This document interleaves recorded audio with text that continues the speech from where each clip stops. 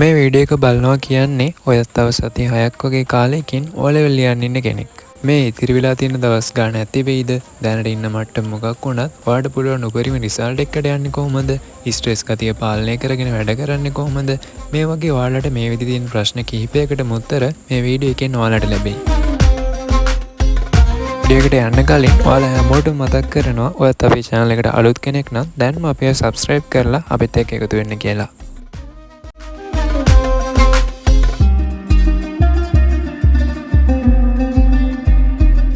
අපි මුලින්ම කතා කරමු කොහොමද මේ ඉතිරිලා තියෙන දවස් කිහිපයෙන් ඔයාලට පුළුවන් උපරිම රිසල්ට් එකකට යන්නේ කියලා.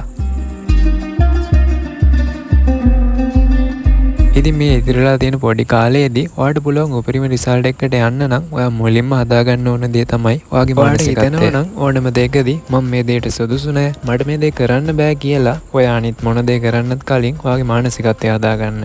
මොකද කියනවා නම් ඒනමයක් ගන්නවා කියන්නේ විශේෂ කට්ටියකට විතරක් කරන්න පුළුවන් 아무තු මැජික් එකක් නෙමෙයිනේ. අපි ඕනම දෙයකට මහන්සි වෙන තරමට තමයි අපිට ප්‍රතිඵලය හම්බෙන්නේ. ඉතින් තවමත් අපිට දවස් 40කටත් වැඩි ප්‍රමාණයක් ඉතිරිලා තියෙනවා. මේ දවස් 40 ඇතුළත ඇවරේජ් මට්ටමේ ඉන්න ඔයා කොහොමද විෂයන් 9 බැලන්ස් කරගෙන ඔයා දැනට ඉන්නවට වඩා ගොඩක් හොඳ මට්ටමක රිසල්ට් එකකට යන්න කියන එක ගැන අපි දැන් කතා කරමු.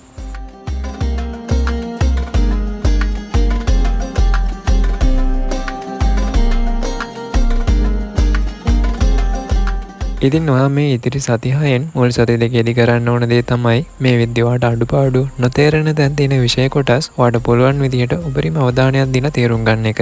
හැබැයි මෙහෙම කරද්දී ඔයා කිසිම වෙලාවක එකම විෂය කොටසක නැවතිලා ඉන්න එපා. ඒ මොකද කියනවා නම් ඔයාට තියෙන ගොඩක් පොඩි කාලයක්. ඉතින් ඒ හින්දා ඔයා මුලින්ම අවධානයක් දීලා බලා ගන්න ඕන විභාගෙට වැඩිපුරම එන්න chance එකක් තියෙන විෂය කොටස්. එහෙම බලද්දී තේරුම් ගන්න ගොඩක් වෙලා යන දේවල් අතහැරලා යන්න. මොකද කියනවා නම් ගොඩක් වැදගත් එක දෙයක් බලා ගන්නට වඩා ඒ වගේ දේවල් පුළුවන් තරම් වැඩි ප්‍රමාණයක් බලා ගන්න තරමට අපිට එක්සෑම් එකේ දෙන ලකුණු ප්‍රමාණයත් වැඩි වෙනවා.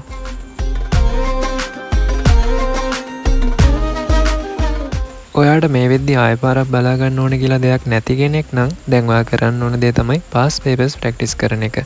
ඉතින් past papers කරන විදිය අපි ඊළඟට කතා කරමු.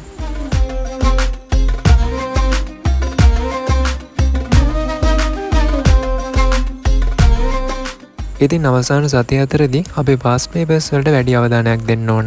ඒ වගේම තමයි ඔයා මේ papers කරද්දි time තියලම කරන්න. මොකද නැත්තම් exam එකට ගිහින් ඔයාලට paper එකට අදාළ වෙලාව ඇතුළත ඉවර කරන්න බැරි වෙන්න chance එක වැඩි. ඒ නිසා මේ අන්තිම දවස් 30ේදී හැම විෂයකටම අඩුම තරමේ ළඟම අවුරුදු 3කවත් past papers කරලා යන්න ඕන. ළඟදී කරපු papers, ඒ කියන්නේ ගිය මාසේ කරපු papers වගේ දැන් ආයෙමත් කරන්න ඕමනාවක් නැහැ. ඒත් ඔයා දැනට නොකරපු papers මුලින්ම කරලා ඊට පස්සේ වෙලාව ඉතුරුනොත් විතරක් ඒව කරන්න. මේ විදිහට papers කරද්දී ඔයාට වර්ධින තැන් මාකින් එකෙන් බලලා තේරුම් ගන්න. එහෙම බැරිම නම් විතරක් note එකක් බලලා තේරුම් ගන්න. මොකද අපිට තියෙන ගොඩක් පොඩි කාලයක්. ඔයා past papers කරද්දී කරන්න ඕන ප්‍රශ්න පාඩම් කරන එක නෙමෙයි. ඔයා ඒ වගේ ප්‍රශ්නයක් ආපහු විභාගෙට ආපුවාම ඒ ප්‍රශ්නෙට උත්තර ලියන්න පුරුදු වෙන්න ඕන. ඒ කියන්නේ ඔයා ප්‍රශ්නේ තේරුම් ගන්න ඕන. මොකද කලින් විභාගයක ආපු ප්‍රශ්නයක් ආපහු මේ පාරත් O level වලට එන්න තියෙන chance එක ගොඩක් අඩුයිනේ. හැබැයි past papers වල තියෙන රටාවේ ප්‍රශ්න නම් අනිවාර්යෙන්ම එනවා. ඒ හින්දා මම කියපු විදිහට අනිවාර්යෙන්ම ඔයා past papers කරලා යන්න ඕන.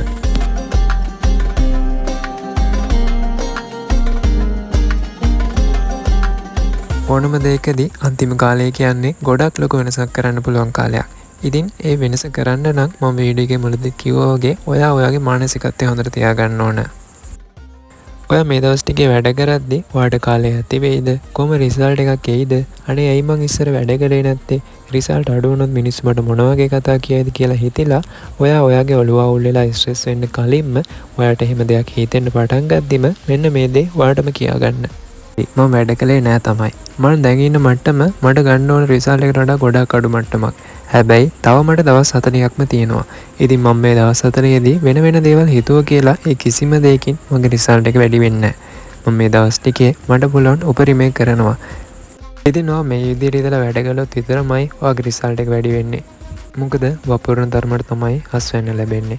ඉතින් ඒ වගේම තමයි ඔයා මහන්සිලා වැඩ කරන තරමට තමයි ඔයාගේ ඕල් රිසල්ට් එක ලැබෙන්නේ. කලින් කරපු වැරදි කිසිම දෙයක් ගැන හිතන්නේ නැතුව මේ මොහොතේ ඔයාට ඉතිරිලා තියෙන කාලය පුළුවන් තරම් පරදායි පාවිච්චි කරන්න. ඉතින් මේ විදිහට කළොත් ඔයා හිතනටත් වඩා ගොඩක් හොඳ රිසල්ට් එකකට යන්න අනිවාර්යයෙන්ම පුළුවන්. ඉතින් Taman විශ්වාස කරලා වැඩ කරන්න. මොකද අපි විශ්වාස කරනකන් අපි දිනන එක නවත්තන්න කිසිම දෙයකට බෑ. Good luck.